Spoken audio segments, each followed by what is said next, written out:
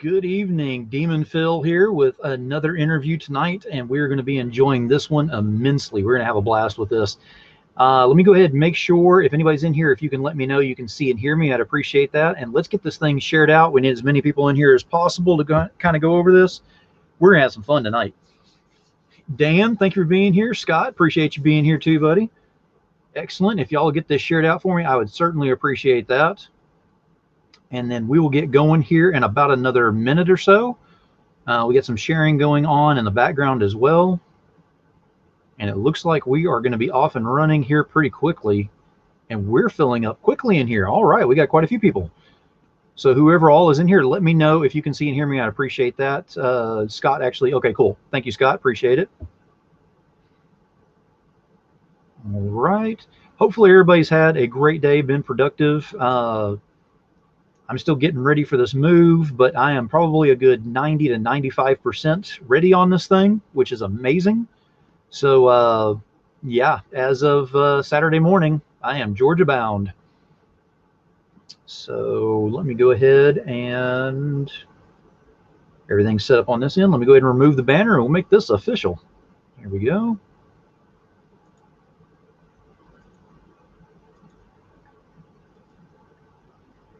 All right. Demon Phil with another show on here tonight. The official name of the show now, officially, and we're going to make this official as of tonight, is Demon Phil's Hell of a Show. That is the name of my regular show now whenever I do the interviews and all. And my guests here tonight are going to be the first ones on Demon Phil's Hell of a Show. So they're going to be going ahead and running this from the very beginning. So I'm excited about that. Now, before we get too far into that, I'm going to go ahead and thank my sponsors on this because I do have some sponsors, and it's really cool that I do. So I want to go ahead and thank them first and foremost. First up is Sub-Zero Mission, which if you don't know enough about that one, reach out to me because they're the ones that actually go out and they help the homeless vets in their area, give them the tools they need to go ahead and survive the winter months so that, you know, they have some way of surviving it because some people just don't even think about them at times, and they at least go out there and take the time. So it's something that actually saves lives. So it's one of my favorites on there. So definitely look into that, please. Next up, we have Totally Rad Comics. Jim Noble just finished up with Totally Rad Life of Violet #3 on Kickstarter and did a great job with that. If you didn't jump on board with that, get on his website, look and see what he's got for the Totally Rad summer packages that are on there and see what's available because there's all kinds of good stuff. And I think the cutoff for that is today or tomorrow. So definitely go look at that. Codex Entertainment, Luis Torres has got Literally the Demon S #4. I think he has got 8 or 9 days left in his campaign. You need to go back this thing. If you have not yet, make sure you do so. There are some cross promotions with some other things that had happened on some other Kickstarters. So if you want to try to get in on that as well, reach out to Lewis, try to find out what was available on there, see if you had backed the correct ones in the first place, see if you can get some of those promotions. Don't miss out on these things. I promise you, if you miss out, they're not going to be available again afterwards. Then we've got Naughty Fairies, which is Wendy Steen Shaner. She finished up with an amazing setup on her Naughty Fairy Stripper Assassins #4, and that ended, I believe, about 2 or 3 weeks ago, and very much looking forward to getting my stuff in from that one. 183 Degree Studio, which is Kara Nicole and Alfred Chihilio. They finished up with Confessions of a Cosplay Diva and Fire Bitch. If you didn't get on either one of those, you need to look on their site, see what they've got available, or contact them directly because Fire Bitch 2 is coming the end of next month, and I am all kinds of excited because it's right in time for my birthday. Then we've got Third Empire. Third Empire Banner has got 2 titles right now on Kickstarter, which are Age of Remnants and Blood of Gods. Go take a look at those, see what they're about. You're going to find something from Third Empire that's going to catch your attention. And then Mojo Rising is scheduled to go ahead and be launched soon on that as well. I will give you more information as I find out, and we'll have a blast with that. And then, of course, lastly, we have got my girl right over here at the top over here. That is Pantsless Pizza. If you don't know enough about that or anything about that just yet, oh yeah, some reveals are coming. So that being said, wow, we've been busy in the comments. Eve, thank you for being here. Raj is here. Thank you for being here. Got quite a few people in here actually tonight. Excellent. All right, so Let's go ahead and make this about the people that are here right now. So I'm telling you right now, if you don't like comics or you don't like music, just walk away right now. Just go ahead and say no on this one. But if you ever wanted to give it a shot or you think it's the best thing in the world, oh, you're about to have some fun. Because right now I've got Steph Cannon and Matt Knowles. Oh God, every time. Right. What's going on, Demon Phil? How you doing tonight, my man? I am doing great. Yeah, you do that pose every time. You were down there frozen for like a minute while I was talking. Yeah, I know that was, man. There's something wrong with the video or not. Yeah, that's how it is. All right. Well, thank y'all very much for coming back on the show and all. And we're going to be talking about your crowdfunding and all, and kind of going through some things. I've got, some other questions on here. I'm not asking the same questions that I did last time whenever I had you on, because I like to keep things fresh and new and try to, get some things where you have to do a little bit of thinking on this as well, which is nice because it's all about the people that are on the other side of this. It's not about everyone else up here on the screen. It's about the fans and what they want to what they want to see and what they feel and how much they want to go ahead and see and hear and all this. So as we're going along, if you have questions or if you have comments or anything, fire away. I will go ahead and try to catch as much as I possibly can, and they'll field as much as they can as well. So without further ado, we're going to go ahead and start off with number one. If anyone doesn't know who these people are, go ahead and tell us, if you will, who you are, what you do, and where to find you. All right, well, we are Matt Knowles and Steph Cannon. As you see, we both have the same half of the second half of our last name on the thing. We are the creators not only of Heirs of Isildur, which is a steampunk time travel series. We also have Tales from Nocturnia, which is a medieval fantasy series. Think World of Warcraft meets Dungeons and Dragons, meets Vikings, meets Game of Thrones.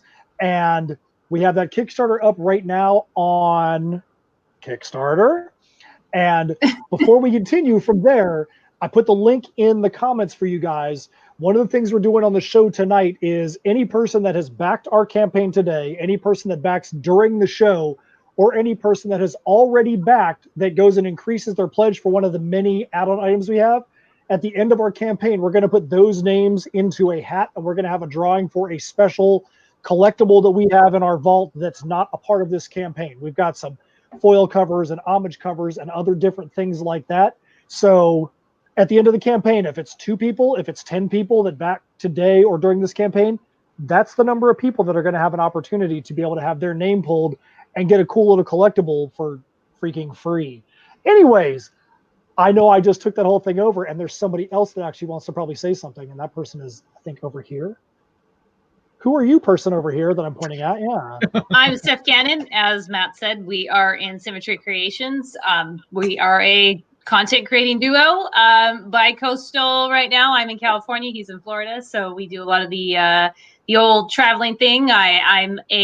Florida is kind of my second home at this point. We do a lot of shows because there are a lot of shows in Florida. There are a lot of Florida creators. I'm not going to repeat what he already said because that'd be boring. But we also have a steampunk time travel series that is not on Kickstarter right now, but has been in the past. And there you go, Heirs of Isildur. 11 issues are out right now. We also have the trade that Matt is shoving in your face right now. And that's available too. In fact, if you want the trade if you're like, I like steampunk too, what about that? You can get that on our Kickstarter campaign as well. Very nice. And you have an amazing Kickstarter that's going on right now, but I want to kind of go into a little bit of backstory before we lead into your actual campaign, because I've got some questions leading on to that as well. The first thing that I want to go ahead and bring up is, for those that don't know, you went basically from music to comics. There's not a lot of people that I have on here as far as guests that can actually say that. I think I've only had maybe 2 other ones that possibly can. So why don't you go ahead and tell us how that actually worked out, that you came up to where you are now with what's going on? So this is actually directed at me. I know that people might think by looking at Steph that she is probably the one that came out of the metal music world, but oddly enough, that's actually me. So yeah, I was in a metal band that kind of toiled in the underground for many years. We had some middling success. We had like 5 CDs that came out. We did 1 tour of Europe. We did a few tours over there. A few shows over there, a few different countries. We actually were on the first tour of the band Elovite, which is like one of the biggest folk metal bands out of Switzerland. We actually were label mates with them at the time, and we were a part of their first tour. One of the guys that was in my band back in the day is Sean Tibbetts, who's a world famous musician now in the band Camelot. And it was just something that was a part of my life from the time I could ever remember. But the industry sucked. It wasn't something I wanted to be in anymore. I was tired of being in the industry, and just basically put my content creation to the side. But I still would write here and there, and I always had the little itch in my ear that said, "Hey, you need to keep creating. That's part of what you do." And a couple times I tried to get things started and didn't really get off the ground, and then finally got. I started writing some new music, and actually, I'll tell you, it's this. I mean, stuff is this. I haven't really told a lot of people this. The thing that actually pushed me over the edge, I had just written a couple songs in the background and wrote some lyrics, and I went to referee at a soccer tournament, and they put me in a room, sharing a room with a guy that is like a savant piano player. I mean, this dude is one of the most amazing musicians I've ever heard. And we're just sitting here bored off our butts after this tournament. And he started playing me some of his stuff. And I was like, yeah, I've got a couple of things I could show you here, and I could show you some lyrics. And I showed him some stuff. And he looked at one of the sets of lyrics, and he's like, dude, this is, oh my gosh, this is unbelievable. You got to do something with this. And literally right then I was like, here's some guy that's not even a metal musician that was just completely moved by this. And Demon Phil, just so you know, the lyrics that threw him for a loop were the lyrics to Murky Waters. Nice. So the first song on the album, those lyrics he looked at, and he lost his dang mind over some of the lines in that song. And from right then, I'm like, yep, I'm going to do it. This was end of 2015. And I knew when I started to get back into music, I wanted to make sure that it was more than just music. I wanted to have a story to it. I felt like my life was kind of allegorically steampunk. It was taking some old things and some old lyrics and repurposing them into something new. And so the steampunk allegory became the steampunk literal, became let's have a little bit of a steampunk vibe to it that turned into a steampunk comic. And the next thing you know, there's this integrated music and comic thing. And that's like from my side. If I wasn't doing that, then Steph and I never would have had our company come together. And Steph has her own little way that came together from her side too. And what was yours, Steph? Go ahead and tell us about your side, how you came together on getting this conglomerate together to go ahead and work. I mean, obviously I don't have the metal background, but Matt and I met on a random Facebook post that was, we both each commented on a publisher's post. He was kind of going through something, and we both threw in some words of support. And he saw I had just gotten into comics, and I had done a one-page comic for a online competition called Ghost City Comics Competition, and I was a finalist. So I had that up, and he saw the artwork, and he saw, the comic itself, and was like, hey, your stuff is really cool. And he sent me some, at that time, I think there was 3-4 issues out for issues out for Heirs of Isildur, and sent it to me, and I read it. And the cool thing about Heirs of Isildur is the 12-track metal CD that goes along with it really goes along with it. While you don't need one to enjoy the other, what will happen is as you're reading the comic, you'll get to a part or a certain character, and there'll be a little thing at the bottom that says, to learn more about this character, refer to this song on the album. And I thought that was so cool because I hadn't ever seen that before in comics. And so that's kind of how it started. Eventually at some point we both realized that we were kind of at the same place creatively, and we're wanting to do the same things. And so, I mean, it took a while, but, we formed In Symmetry Creations LLC, and now we had 35 appearances last year. Obviously, that's not happening this year. But we're just, this is our 4th Kickstarter. So the rest is history. Very cool. Now, one thing that I wanted to bring up just before we go into the actual campaign and everything is both of you work on this. It's almost like halves of the brain working together to go ahead and get this together. And the reason I want to bring that up is because that doesn't always work out well whenever you have two different sides that try to meld into the same idea to come out as fluidly as it does.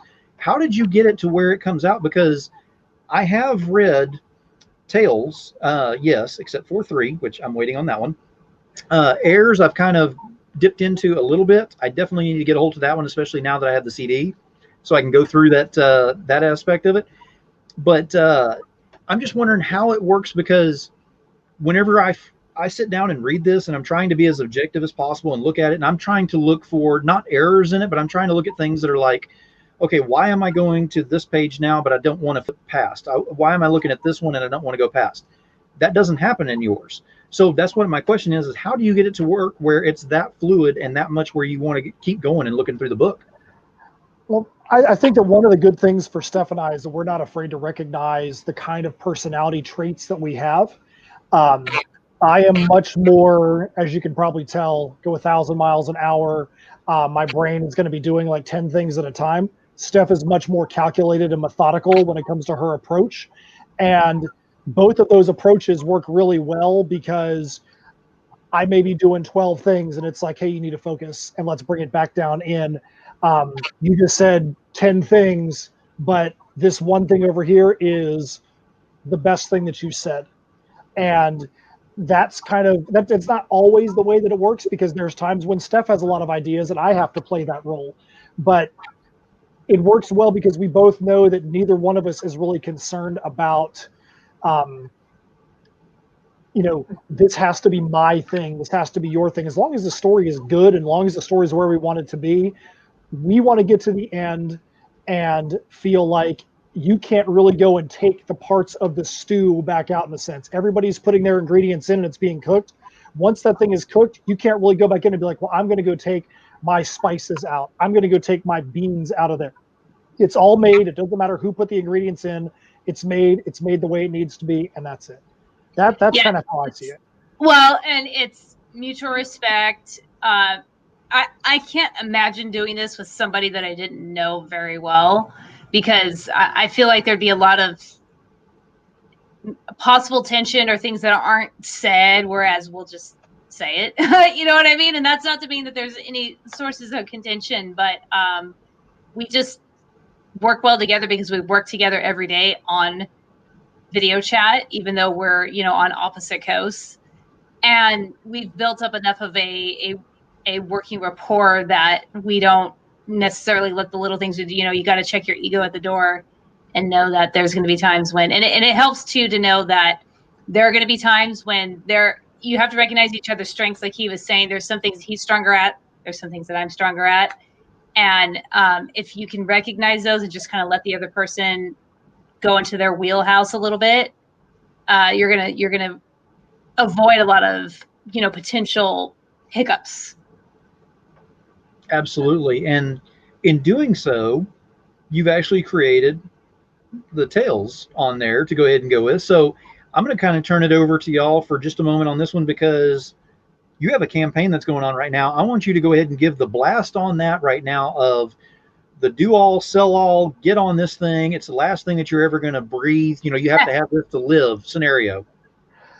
All right. So here's the way we look at Tales from Nocturnia. We always say we want to create characters that you can relate to and universes you want to escape into. And even though we said think Game of Thrones, World of Warcraft, Vikings, so on and so forth, we always want to create characters that we feel like you as a reader can step into and be like, I wonder what I would do if I was in that situation. One of the things about Tales from Nocturnia that is the selling point is that it's not your typical just two sides and all we're worried about is which side, the good side and the bad side, is going to be the one that's going to win. Tales from Nocturnia focuses on the executioner in the kingdom of Nocturnia, Beninock, and an internal struggle that he's personally having, because what leads into Tales from Nocturnia, you have the king who executes his best friend for having an affair with the queen. At the execution, the queen jumps to her death. There's a panel that is in Heirs, because Heirs and Nocturnia are sister stories, where you see the execution up, and you can see the from his best friend that he executed on one side, or his only friend, best friend, but he's also his only friend, and you see the blood from the queen on the other side. The executioner is so distraught from this, he wants nothing to do with this life he has been born into as an executioner anymore. So you have this kingdom that is in shambles. They have no leadership. They have an imminent threat from their arch enemy neighbors, the Sinistarians, with nobody to lead them. And through happenstance and through some oddities, Beninock, who wants nothing to do with the public being a public figure anymore, starts to become a leader of the people. And that's the kind of thing that we really think resonates with people, because it's not the story you expect. It's not, we're going to have these brave knights and we're going to have these, that doesn't mean those people aren't in this story, but the focal point is, where is Beninock and how is he working within this environment? And that's why we feel like it's a story that you want to have in your hands. This campaign is for the 3rd issue of 3 in this series, and also for the trade paperback. And people may say, well, it's only 3 issues. It's 3 issues, but issue 2 and issue 3 are both double issues. And there are 2 other parts to the story that are prequels that are also included in this 130 plus page trade. All the parts that were included in Heirs of Isildur are kind of reframed a little bit to be a prequel. And we also did a 4-page prequel for the Housebound anthology that will also be being included in this trade. So that way you've got the full story, all parts in order, to be able to see where everything was in this kingdom before everything went to crap, what happened to make it go to crap, and then everything after it that's going to lead into what happens in issue 3. And I can tell you, Demon Phil said he's read issues 1 and 2. I'm sure when you read 2, you're like, I did not see that coming from issue 1. Yeah. Guarantee you there is some stuff in issue 3. You're going to call us up. You're going to be like, dudes, well, probably not going to call us. You're going to type it on your chat window, go, dudes, what the heck were you guys doing? What were you thinking? That is insane. Where did you come up with this ridiculous idea? And it's going to be the insane brains that the 2 of us have. That's probably where it came from. Excellent. What do you think, Steph? It is. I mean, go ahead. Well, what I will say, because Matt kind of gave you the rundown of what the story is about. So what our campaign is about is cool stuff. I mean, I don't know. I want to say cool, and then like a cuss word, but cool stuff. And we have wooden logo stickers. And when we say that, we mean actual wooden laser etched, but like with a sticker back that you can actually put on something. And from what we are told, we're the first comic creators that have done something like that. We're going to have foil covers. We're going to have some Garbage Pail Kids homage covers done by Walter Osley. And when we say homage covers, we mean we took, actual Atom Bomb card and made it into like the characters from the story. So we pride ourselves in having cool stuff in our campaign, stuff that's a little bit different, a little bit more unique. We also have face masks, because you can't go anywhere without wearing a mask right now. We've got those, and they have dragons on them. Who doesn't love dragons? So we've got a lot of really cool stuff that you might not be able to find in a lot of different campaigns. A lot of campaigns you're going to get art prints, you're going to get stickers. We do have stickers. We have that too. We have the wooden stickers, but we have a lot of other cool stuff too. Well, the one thing on that note too is that we've already passed our first stretch goal, and the first stretch goal was a holofoil trading card of one of the Walter Osley covers. So we are known for having trading cards within our campaigns, and the first stretch goal was you get one or the other put into your physical package. When we get to 5,500, then you'll get both of those foil cards put into your package for no extra cost. So if you're somebody that's just backed and got just one of the single issues, you're going to get both of those holofoil cards when we get to 5,500. The other thing is that at 5,500, we were going to put up an unlocked add-on item that we're just like, bump that crap. We went and actually officially announced it this morning. And one of the other things that the Woodcraft is doing for us is he's taking, this is not the actual coaster. This is a coaster we did for Heirs, but he actually is doing laser etched wooden coasters of our Dragon's Lair logo. So, so those things look wicked. Those things are completely awesome. And you can add those on to any physical tier. The prices are on there. If you're somebody that has got one of the elite tiers where you're like, give me every cover for this campaign, we're going to throw one of those into your campaign, into your order, just because. So like Steph said, we've got a lot of cool stuff, a lot of fun stuff. We want people to have fun with our campaigns. We want them to look at our campaigns and be like, dude, this is a little bit different. If you go and look at the video that we made, the trailer music in the video is actually a sneak peek of a song that'll be on our next album. Yeah, and that is one thing that I wanted to bring up too, is the music that's involved. it's almost like you really get to the point where you're like, okay, there's a comic coming out and I'm excited. Wait a minute, that means there's a new song too. So I do get excited about that because I didn't realize that was a thing that was going to be, with each thing, there's going to be a new song on there. But now that I'm aware of that, I'm like, all right, what's the new one going to be? Because I'm ready for this. Because I'm going to tell you right now, if you like metal, rock, I don't know exactly how to explain it on there, the exact genre, but if you like that kind of music, this is where you need to look for this, because we were talking backstage and I got a copy of the CD from him, and Matt asked me how I liked my CD. And I told him, instead of telling him whether I liked it or not, I said, well, I'm in the process of packing to move, and I just about killed myself in 2 days worth of packing because I put the CD on and put it on repeat. And it gave me all kinds of energy, and absolutely loved it. So yeah, it's definitely Demon approved, I will tell you that. So if you like the music and everything too, I'm telling you, it has that energy within the books.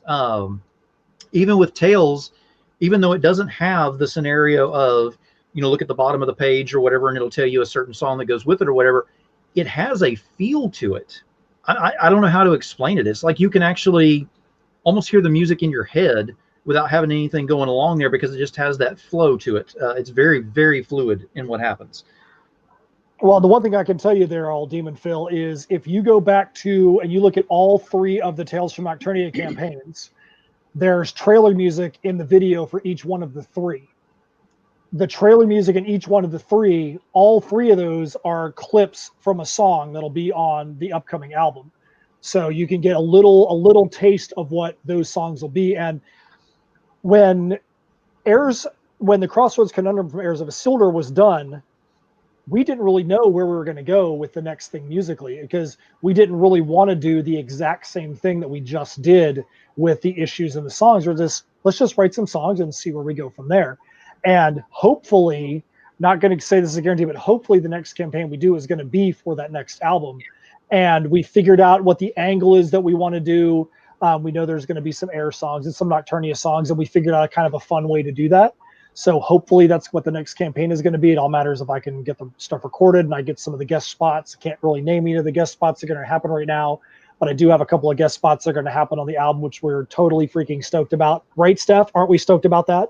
Always stoked. We're always stoked about everything we do. But we are definitely stoked about the music and some of the guest spots. So. Excellent. Now, Steph, I've got a question for you, actually. We kind of danced around the idea of with the Executioner, how things had kind of, I'm doing this without spoilers. So an Executioner usually has that gray cloud above, and they're just, all about death and all about, that's all. But this guy, it's not really a change of heart. He was kind of forced into it. But it has changed him. And my question to you is, how do you come up with such strong character development that actually works? Because you're taking an executioner who is known for nothing but death, and he is against death. That just throws me for an entire loop in this entire series. Well, I really love an underdog story, and I know Matt does too. And that was kind of our thing is, it was funny because when he was drawn for Heirs, we kept going back to him. We kept talking about this executioner who was supposed to just be in literally like one scene for Heirs, and that's it. But there was something about him that drew us both. And from that one scene was born Tales from Nocturnia. But the thing that we really wanted to do with him is we didn't want your typical kind of bloodthirsty murderer. This was something that he was born into. It was a family legacy. And executioners were a lot of times, and we actually Googled this and vetted it, that they were either revered or they were ostracized and kind of ridiculed. And most often in those times, they were feared and ridiculed and kind of, they were seen as kind of the dregs of society. And we thought, let's give some depth to this character. Let's make him relatable and likable. This is somebody that didn't really have a choice in what he needed, what he was going to do with his life, and just kind of did it. And most of the time, he probably, it's safe to surmise that most of the time he was kind of executing bad guys. And when he was kind of put up to do this task that really changed him, he had to, he was forced to execute the one person that was kind to him in the kingdom, and then the death of the queen at the same time, right in front of him, when it was people that he cared about and were kind to him, it just kind of made him step back and go, I don't want to do this anymore. And from that, we want to really kind of give him this really strong character arc that's believable too, because you can't just go from executioner to hero overnight. And so we try to very carefully kind of plot along his character arc and his development, and he really grows as a character throughout the story. And it's very cool because you kind of touched on the whole thing about he has a change of heart, but not only that, he actually completely changes into a whole different person. I mean, the evolution in him, like I said, I don't want to give spoilers and everything, but the evolution in him really threw me for a loop because, like Matt said, you don't expect it. And if I can go along and I'm reading something and all of a sudden I have to go, wait a minute, I missed something. I have to go back a few pages saying, okay, where did I miss this twist on here? What just happened? You did it. That was actually a win in your case for that, because if you can make it where I'm so engrossed in the story that I'm looking through, or anyone else who's reading it, and they don't catch it until the end, and you get that aha moment at the end, you've done it. And we appreciate that. And we wanted to too. The other thing that we wanted to do is kind of sprinkle and pepper in some humor to it too. So there's a little bit of lighthearted stuff that goes on in a couple of the issues with him, so that you see that he's kind of always been this kind of teddy bear. He just hasn't ever been able to show it, and he's never been shown love from anybody. So he just kind of went about his daily life without ever having to show love for anybody. And now he's getting that opportunity. And one of the things too is that, like, back in medieval times, there were different ways that executioners were treated within those kingdoms, and we decided to pick the background for Beninock as one where people revered the executioner when he was doing his job, but outside of him doing his job, he was a pariah in the community. They felt like there was a curse upon the executioner. You don't touch the executioner, you'll die. And that was just kind of their role. And without giving spoilers away, one of the things you can see in his arc is that he goes from being this person that everybody kind of pushed away to the side, and now through kind of necessity, he becomes somebody that's involved in the community. And when you start issue 2, he's like, I don't even know what the heck I'm going to do with myself now. What are you going to do? And it's kind of like in Napoleon Dynamite, where they ask him, so what are you going to do today, Napoleon? He's like, whatever I feel like, gosh. Other than the fact he has no idea what he's going to do, and he finds himself babysitting a little not a toddler, but a small 8 to 10-year-old girl who wants to play with girl things, and he's literally sitting on a little girl's chair. He's this big old hulking guy. It's just those lighthearted moments make you care about him as a character. That's what we wanted, at least. And Jim O'Reilly has joined us on YouTube. Thank you for being here, Jim. Hello, Jim. What's up, Jim O'Reilly? What's going on, my man? Jim has been busy working on some stuff within the Third Empire banner and some other things as well. But Third Empire, you're going to see a lot of his things in there dealing with Mojo Rising. So awesome. Cool.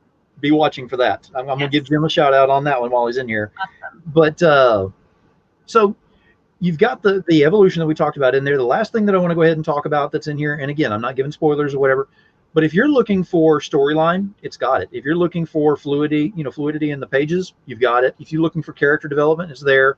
The last thing I want to bring up is the landscapes, because you're dealing with medieval times on here and everything. It's very to the point of where it needs to be. I mean, it's very believable, and it draws you into where you almost feel like you're in that time frame. So how did you come about with the research and everything to figure out exactly how to do the landscapes? Because they came out perfect. Appreciate that. So one of the things about us, and we like to write in a fantasy / time period agnostic environment. And what we mean by that is, regardless of the story that we're writing, we want to try to write where the setting is fantasy, so that we are not bound by, oh, well, you're writing it in this city, and well, that's not the way that this street faces. You need to have this street intersect with this other street. We don't want to be bound by that. What we did, though, is we definitely enjoy a lot of what you would see, like when people put up the amazing shots of like Austria and Switzerland and the mountainscapes and things like that. Those kinds of environments are what you're going to find in Heirs of Isildur, what you're going to find in Tales from Nocturnia. We like that aspect of it. One thing I will say is this. There is one thing you're going to see in issue 3 that you don't really get to see much of at all in 1 or 2 is you're going to get to see more of Sinisteria. Okay. Sinisteria, where the bad guys are, so to speak, you don't really get to see that very much in 1 and 2. You see it a little bit at times, but most of 1 and 2 takes place in Nocturnia. There are some things logistically to make Sinisteria work right. We have a new penciler for this issue named Stephen Baker.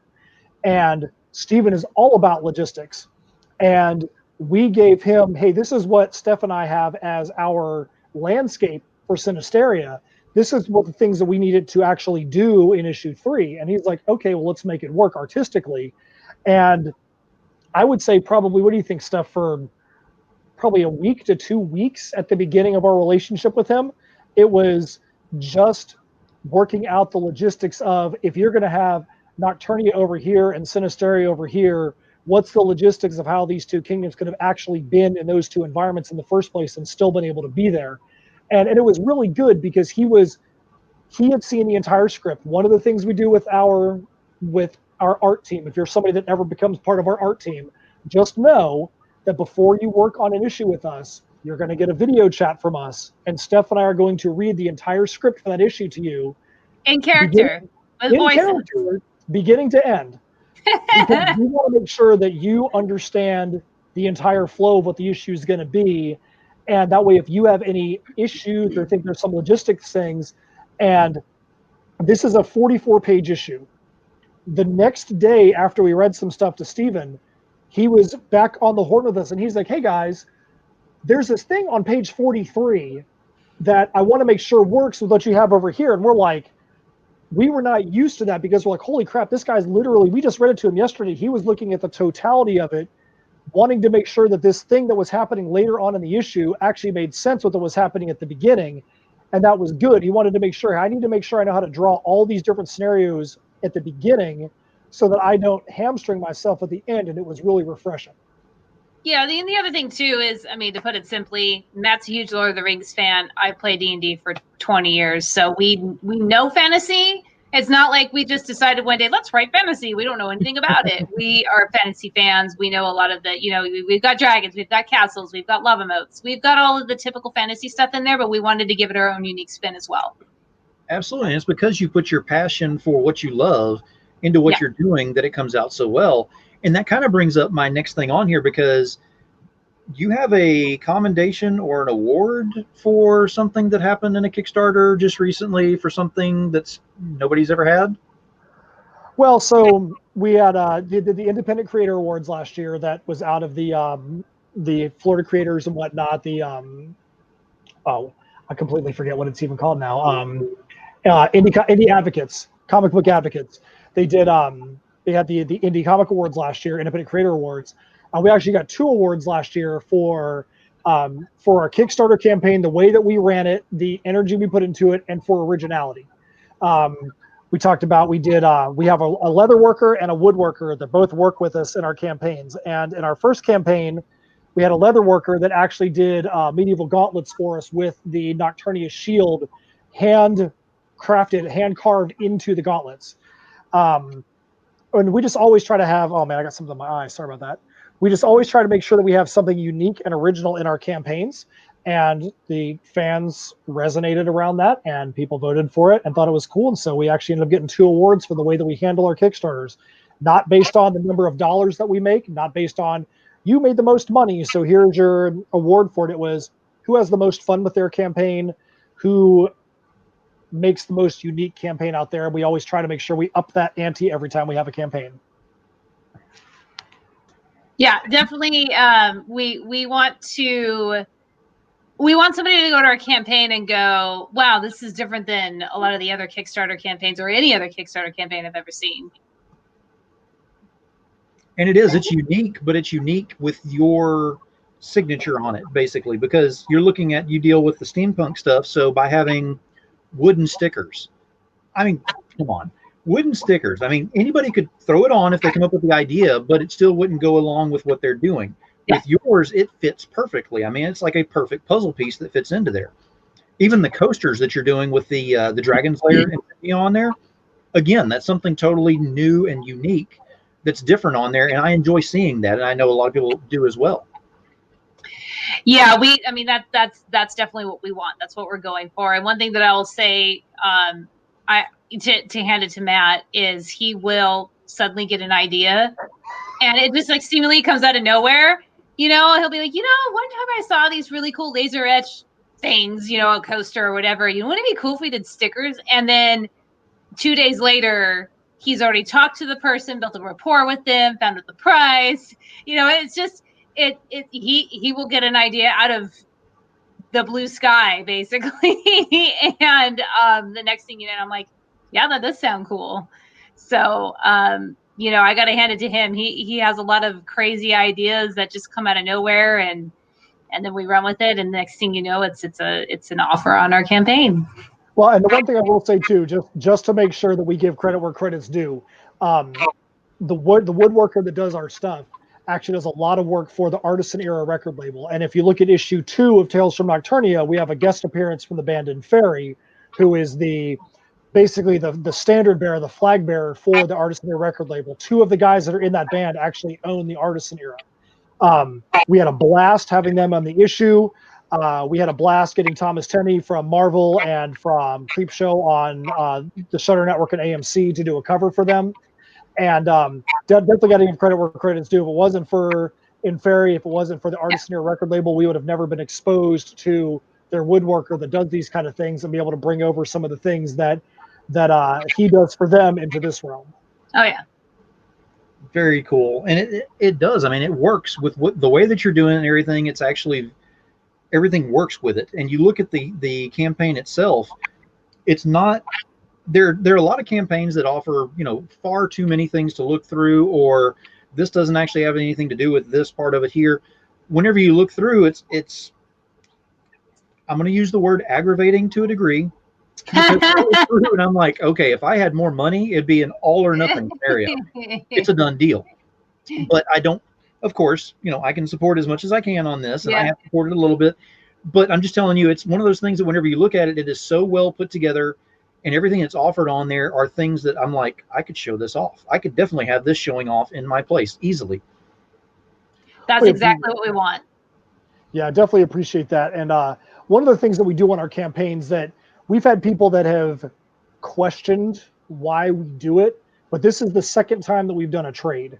And this is both campaigns we did our trade. We did for Heirs was issues, and the campaign for Heirs was issue 11 of 11 and the trade paperback. This is for issue 3, and you can get 1, 2, and 3, but this is for issue 3 and for the trade. And we do that because people are like, why don't you wait and just do the trade later on? Yeah. Like, well, there's people that'll wait to just get the book.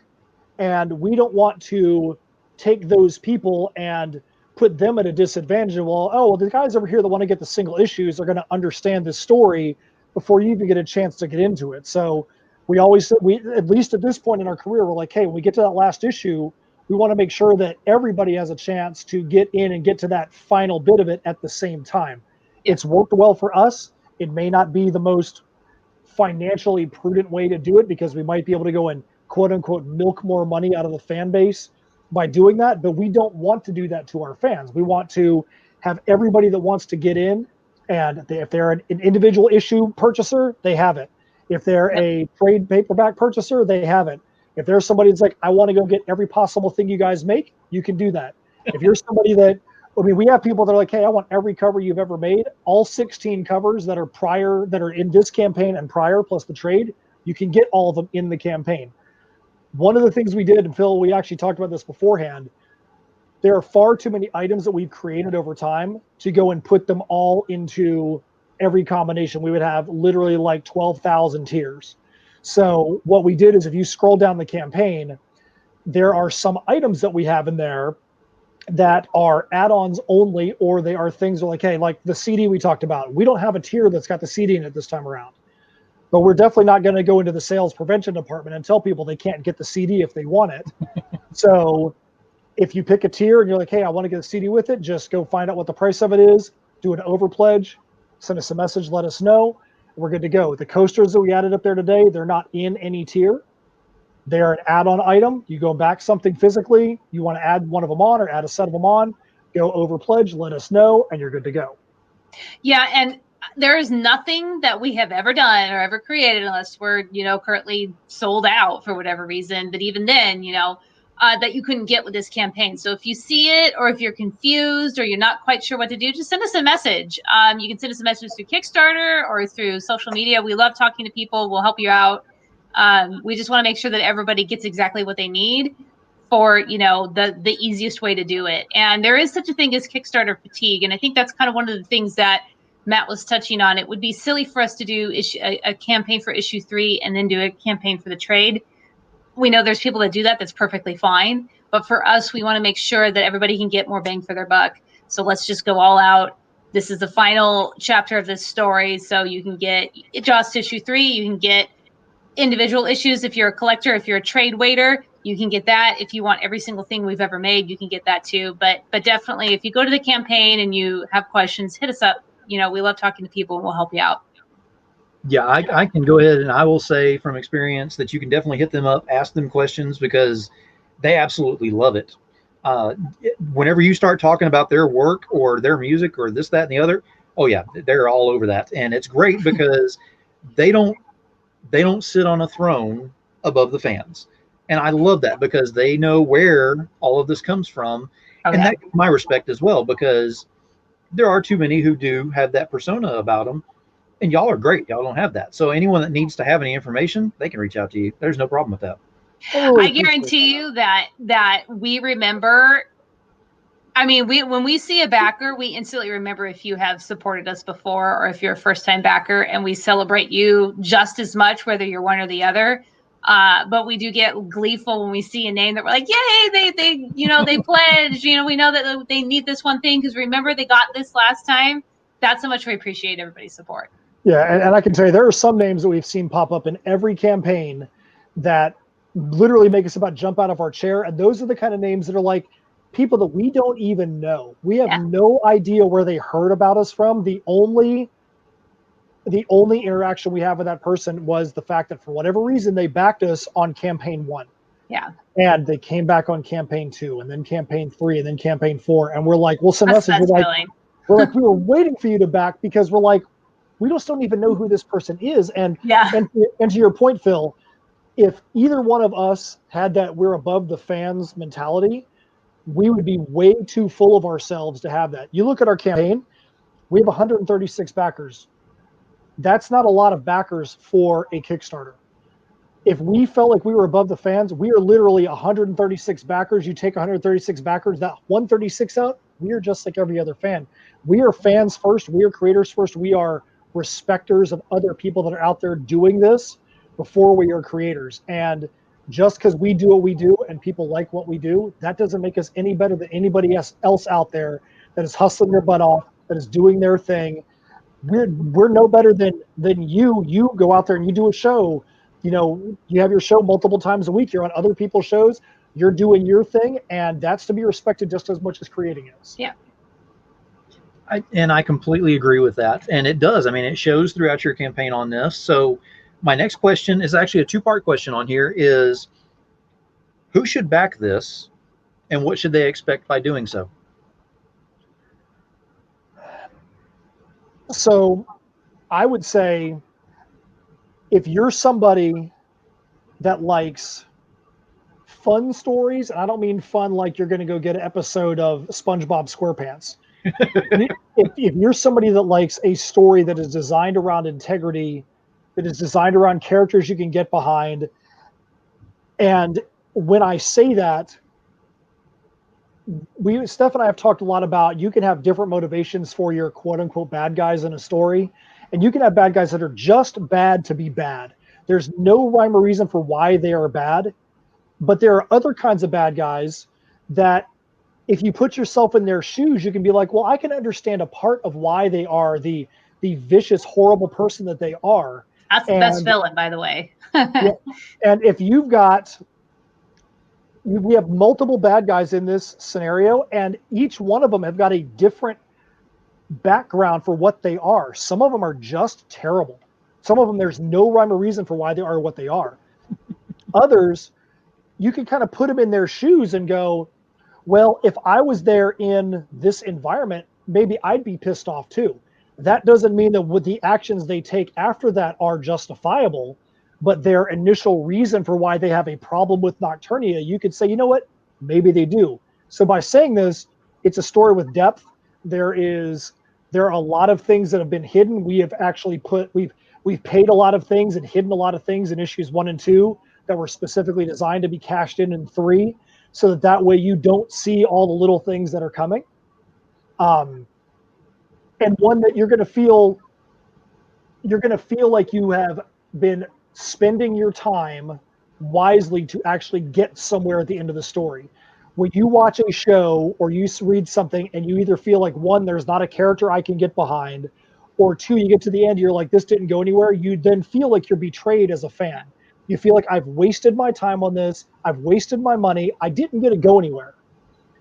With our stuff, we make sure that the fan is going to not only know that they're going to be going somewhere in the story, they're going to be able to get behind the characters, and we are always looking for ways to take what we do and take it outside the pages of that story so that you can have the universe expand past that point.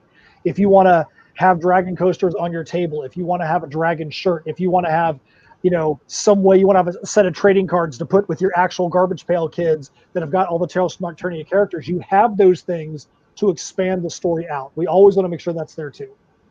And as far as what you can expect, it's professionalism, love, and passion for what we do. I mean, I literally fly across the country to Florida so that I can be there to sign every issue along with that, because that's what we promise people. We promise people you're going to get it signed by both creators. We want to make sure that happens. So everything is packaged by us. We're writing out notes to everybody.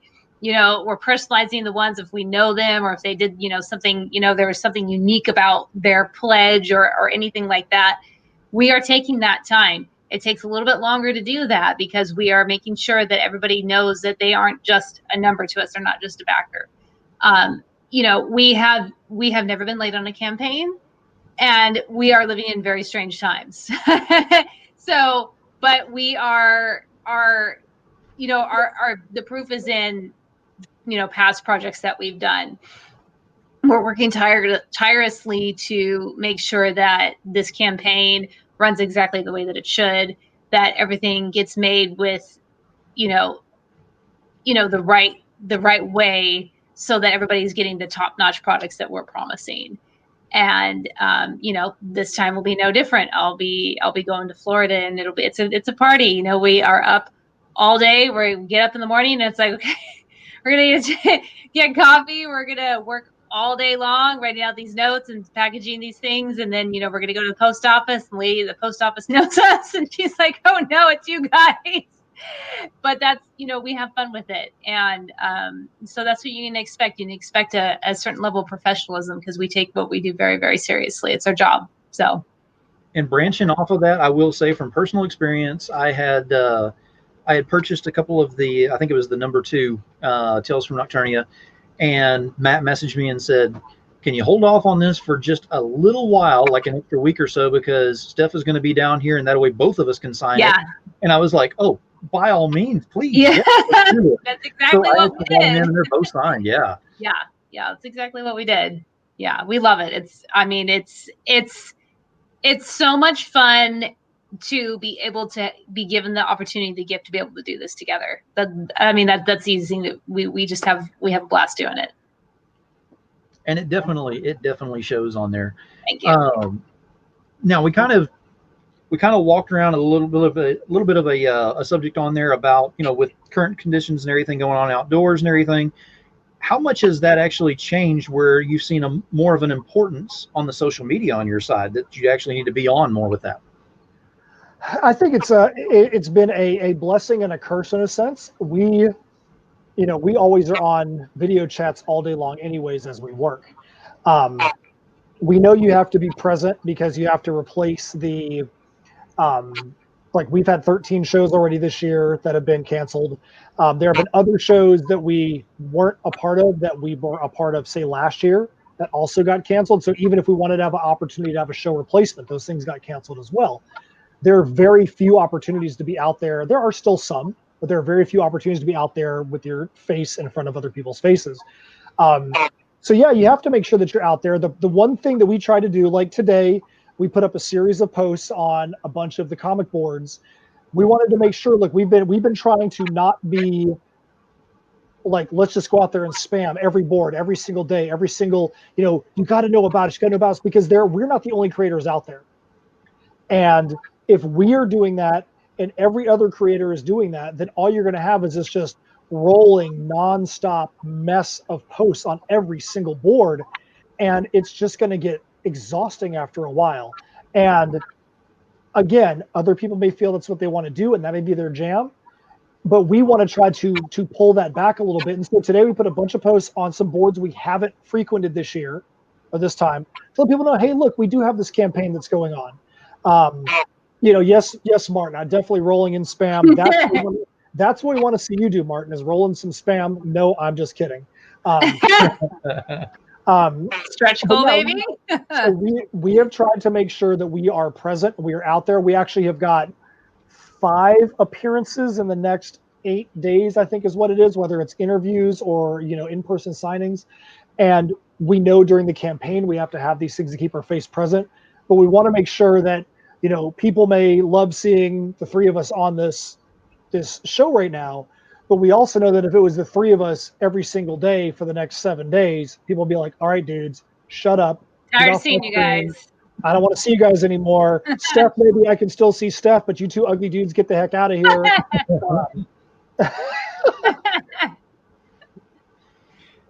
It does. I mean, it makes a difference in what you're doing with social media. And also my next question on branching off of that is, how important do you see in continuing this even when you're able to go to the cons and everything again? Well, I think that 2020 is basically showing that you have to make sure that you don't forsake anything that you do. You have certain fans that are only going to message you on social media. Certain fans are only going to interact with you on shows like this. Certain fans that you are only going to interact with when you put a Kickstarter up. Certain fans you're only going to see at a live show. You have to have all of them. You have to have balance. There are certain fans that we have that the best way to interact with them is when we send out an email blast. We are able to get our reports back, and there's a few people that we literally see them open up our emails in like the first 5 to 10 names every single time. We could tell you at least 2 or 3 of who those people are going to be. You have to make sure that you have your hand in as many buckets as possible, because as we've seen this year, you don't know when one of those buckets is going to be taken away. Yeah, you just kind of have to roll the punches given the circumstances that we're in. We can't do the shows. We are definitely not going to have 35 appearances this year like we did last year. We already know that for a fact. I mean, just last week, I think 2 more of our shows got canceled, or not even shows that we were going to do, but just shows that we could have had an opportunity if, it was possible. So everything is through social media right now. Everything is through online sales. There's pretty much no other option. And when you have, this huge thing that's been kicked out from underneath you, that was our, the bulk of our sales was, with shows last year. We just have crowdfunding. We just have social media. So we need to make sure that we are reaching out to people. And like Matt said, we have our people that they're not big on social media. They're just email people, and they're going to open up that first. And if they click on that link and they are made aware of what we're doing because of that, then that makes it worth it. I could not agree more on that. Absolutely. So the final question on here is, what's in the future for y'all? Because you've already had a full head of steam going into this, and you've come up with some of the most amazing unique stretch goal items on there. I can't even think of what could possibly be coming out next, and y'all are already hinting towards something in this very campaign, which is driving me insane. So what's next that you can possibly talk about? Well, I will say this. I know you're moving, but I will say find a way to save a couple bucks off to the side, because We have a couple of items that we have as they're going to be unlock add-on items that are going to be coming down the pike that when they were brought to us, we were just like, I don't even know what the heck we're going to do with that. We're like, what in the freaking world is happening here? But they're fun things. They're cool things. They are definitely legit crafted things.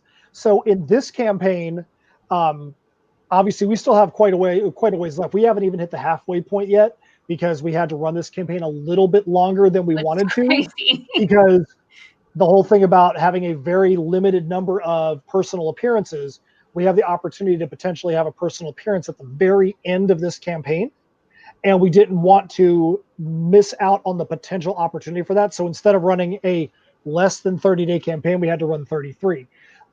We had to find ways to keep people interested. One of the things that we'll say right now, and Steph, am I allowed to say it? One of the things I'll say right now, just tell me yes or no. Can I say it? One of the things that we have not announced, once we get past the 5,500 stretch goal, which we're now 301 away, once we get to that next stretch goal at 6,000, it's probably going to be a trading card for a brand new character that will be announced in issue 3 that has never been seen before, that will be a part of issue 3, and the introduction to that character will be this trading card. So right now we'll have the 2 trading cards for the Garbage Pail Kids, and the next trading card will be an exclusive card for this character that has never been revealed before. That, not saying if they're a major character or a minor character or anything like that, but they're a character that will actually be involved in the issue in some way, shape, or form. That you'll get your first viewing of that character at this point.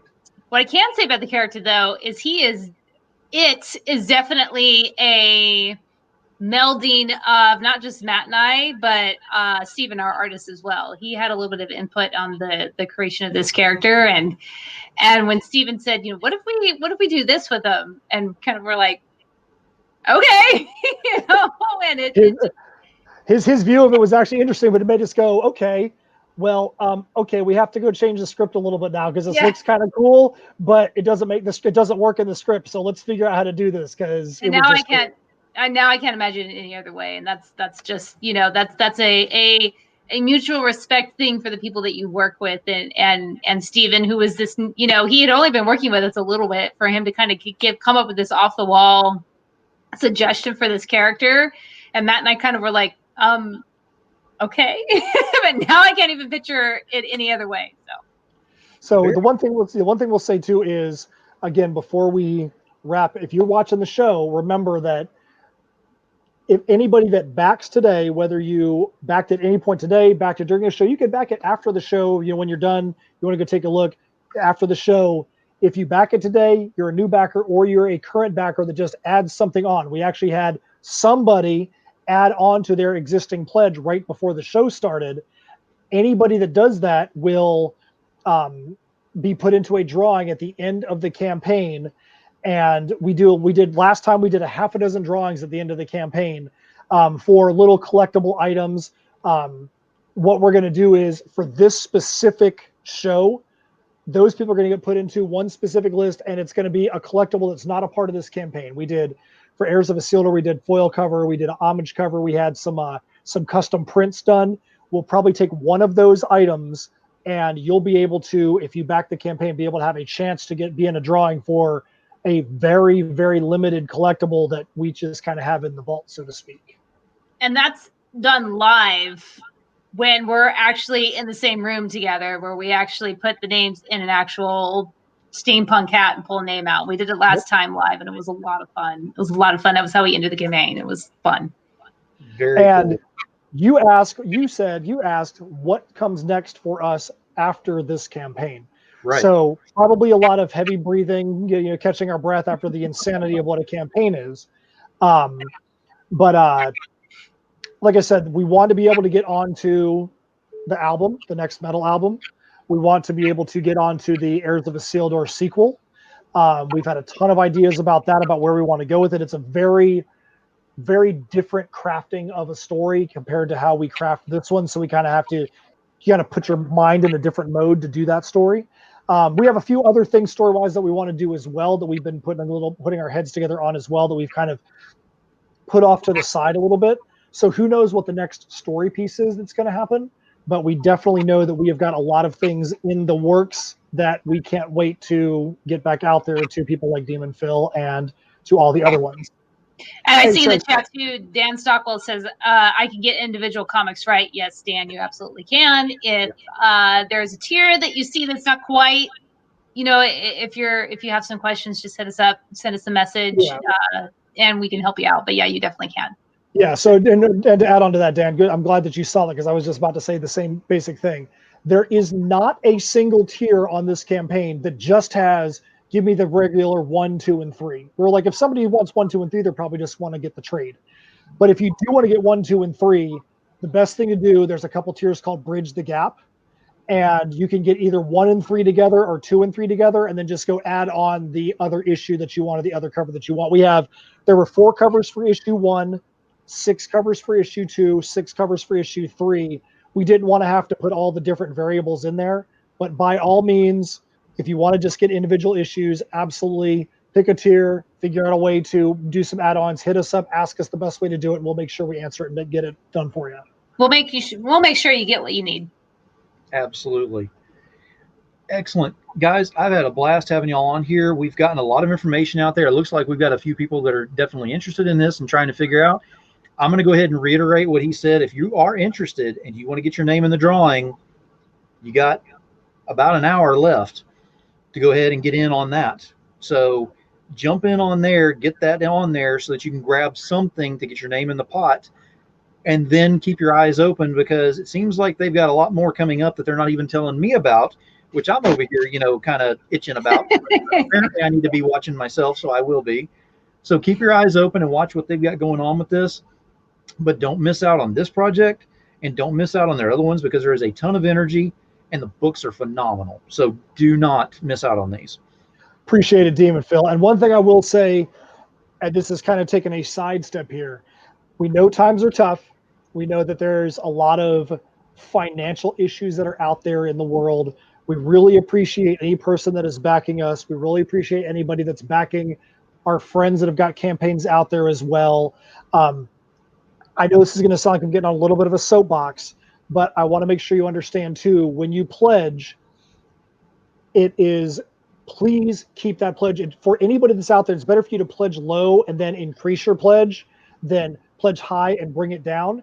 I can list off ourselves and 3 other creators right now that had a lot of people that pulled their pledges this weekend. Hey, it is what it is. Life stuff comes up, things happen, but it can really throw a campaign for a loop. So please, if you're going to pledge, we want you to pledge. Understand that really can hurt a creator if you see a bunch of drops in the campaign, the way that they're planning and all that. So please do your best to keep that. We'd rather have you pledge low and move up than the other way around. And again, hit us up if you have pledged high and need to go to a lower tier. You're not exactly sure what it is. Hit us up. We're not going to get mad at you. We actually had a guy today who messaged me. He said, "Hey man, I just want to let you know my debit card got stolen. I backed your campaign. My debit card got stolen. My debit card is canceled. Was I one of your people that got where my pledge got backed out? Did Kickstarter knock me out?" And I said, "No, they didn't." I said, "That's not going to happen until the end of the campaign." He said, "I've got my new debit card on order." And I said, "Well, as soon as you get it in, you'll have a chance to go up there and fix it and be able to still be a backer." Because he's like, "Man, I really want to get your stuff." But the thing about that was, it was super cool of that guy to message and be like, "Hey, I just want to make sure that you guys didn't get messed up because my debit card got stolen," and give us the heads up because that can really help in the planning. Like I said, we've got a lot of cool stuff. We just said on the show, we get to a certain, to 6,000, we're going to be unveiling a character that's never been in the story before. And we want to be able to plan to get to those things. And if we, get right to that promised land and then we see money drop down, then it kind of throws off our ability to not cry and be sad. Such a weird thing too, because we're like, what did we do? We do something?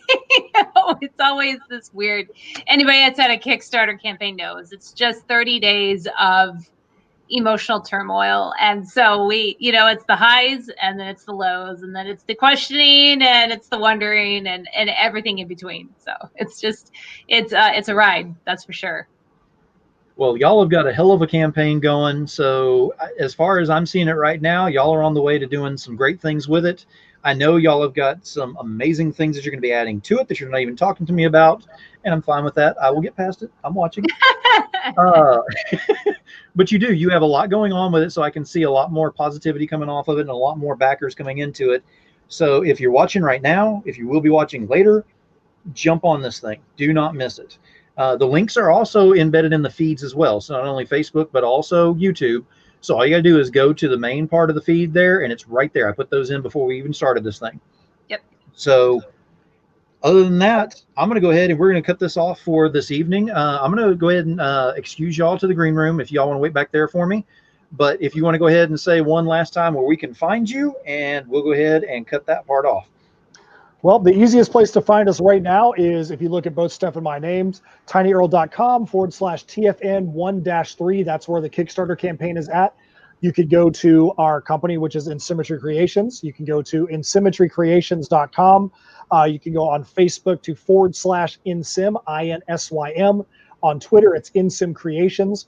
All of our titles have got they've got social media pages as well, heirsofasielder.com, talesfromnocturnia.com. Steph and I are both on Twitter. I am at Dr. Anguish, Dr. Anguish, and Steph, you are at Comic Writer Steph. Comic Writer Comics on S-Cannon. Twitter. Yeah, one of those. S-Cannon There's Comics so on much Twitter. social media that we just can't keep up. Instagram, I'm Comic Writer Steph. Twitter, I'm S-Cannon Comics. Yep. And if you guys are in Florida, I will be with Luke Stone and Martin Piero next Saturday at Kingdom of Comics in Melbourne, Florida. One of the best local comic stores that I've personally ever set foot in. Some of the coolest people that are out there. We will be out there doing a very, I will say, socially responsible signing with masks and all kinds of fun stuff like that. Because again, we are not in an era where we can have big Comic-Cons, but we can probably find ways to have small comic store signings that are done responsibly. And that's where we're going to be. So if you're somebody that's local, you can get yourself out there. And I will say this, it is 11:12, and Steph is 3 hours behind me and good old Demon Phil. So yeah, I was gonna say the night is young here, so it would be a terrible thing for somebody to be in California watching this thing and be like, well, dang, it's 9:30 at night and I want to back it and get it on that drawing, but am I too late? No. If it's Steph time that we want to go by, long as you do it soon enough, we'll get your name in that drawing. Yes, because West Coast time counts too, everybody. So if it's the sun is literally still, I'm looking at my window, the sun is still up. There's a lot of daytime left here. So, that counts too. It's not just Eastern time. But California is as far as we're going. We're not going out to the middle of the Pacific. We're not going out to the International Date Line, Marianas Trench, all that crap. Forget it. It's just to California time. So you go in there, you do it tonight, you're going to be in the drawing. Excellent. Thank you both for being here so much. I've enjoyed having you on as guests again, and looking forward to getting y'all back on again, because I know you're going to have more projects coming up. I also want to possibly get y'all on here for an update whenever the Kickstarter is getting closer to ending, if you want to. We would absolutely love it. We appreciate you having us on every single time. And yeah, anytime we'll come back. Yep. Let me go ahead and do my closing statements, and I will be back there with y'all here shortly. Sounds good. Good luck with your move, man. All right. Thank you. All right. So we had Matt and Steph on here. We had a great time with that. I got to learn a lot more about the project, about what goes into it and what all they're offering with it. Now, I always do a closing statement. Tonight's not going to be any different. I never script it. I never write anything down. It's just something that I get from, what's going on with the interview. And on this one in particular, the one thing that stuck with me is dealing with giving the fans what they want, but giving it to them in the way that basically you want to be unique. So you can give different things. With my show, I try to give as much as I possibly can with different things with the fans and all. And I had the milestone show, and that went really well. I gave away a lot of stuff with that. And I had a lot of people who actually donated a lot of stuff for that. So I still have more giveaways to do, and that's coming in the near future. But the main thing is, if you want to give, then give for the right reasons. If you want to go ahead and give back to someone, then make sure you're doing it for the right reasons. Don't just give just to have where you're a part of a number situation on there. Give because you want to. Again, this ties into, this is not only with comics, but this is with life in general. So if you're going to give, hey, do it for the right reasons. You never know. Someone might be paying attention, and you might get back someday whenever you most need it too. So keep that in mind. Until next time, it's Demon Phil. This has been Demon Phil's Hell of a Show. Keep it indie, y'all.